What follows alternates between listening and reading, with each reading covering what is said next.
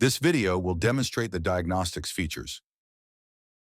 Tap the scan card to go to the horn scan screen. Horn scans are used to diagnose the ultrasonic horn to optimize the recipe parameters.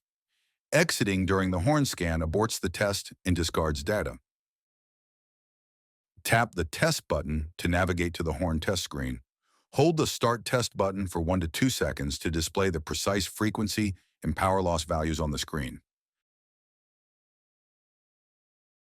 Lastly, navigate to the Actuator setup screen to perform horn down process.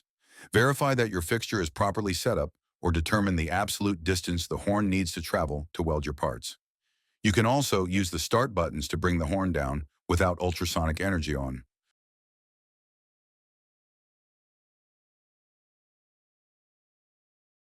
The velocity of the horn can also be adjusted with the down speed knob. Use horn down to understand how any changes impact the force and velocity values.